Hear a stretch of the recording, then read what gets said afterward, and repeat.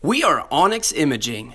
We are the highest rated and most reviewed printer service center in Oklahoma. Hi, my name is John with Onyx Imaging. Today we're going to take a look at this Brother MFC-L2705 printer. The problem we've been having is we've been getting a replace drum warning.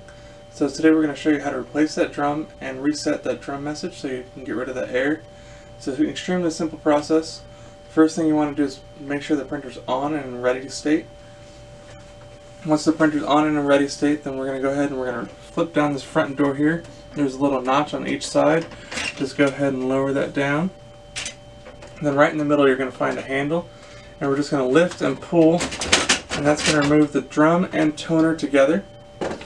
So once they come out together, then we need to separate the toner from the drum. So in order to do that, there's a little green button here on the left side of the drum. We're going to push down on that left button, and we're going to lift and rotate the toner away from the drum.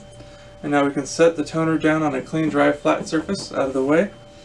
And then once you have your new drum unpacked and ready to use, now that we have the old one removed, we're simply going to reverse the steps.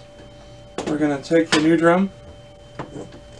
We're going to go ahead and install our toner into the new drum, making sure that it clicks all the way down into place.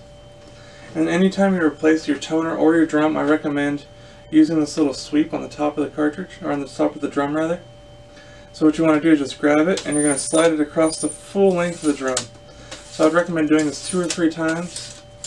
And then it's just extremely important to make sure whenever you use that you make sure it ends in the same place it started at. So you don't want to leave this sitting in the middle somewhere here or even on the edge. You want it to be all the way where there should be 2 little arrows pointing at each other to indicate where it should be parked. Otherwise you're going to have print defects. So it's extremely important to make sure that this winds right back up where it began. And usually there's going to be little arrows pointing at each other again to remind you where that goes. Once our toner has been installed into our drum, we're going to go ahead and put our drum and toner back into the printer, pressing it firmly to make sure it's fully seated. And then with the front door open still, we are going to press and hold the OK button for about 2 seconds. And you're going to see replace drum come up on the screen. So once you see replace drum, we're going to hit 1 for yes. And then you can go ahead and close this front door.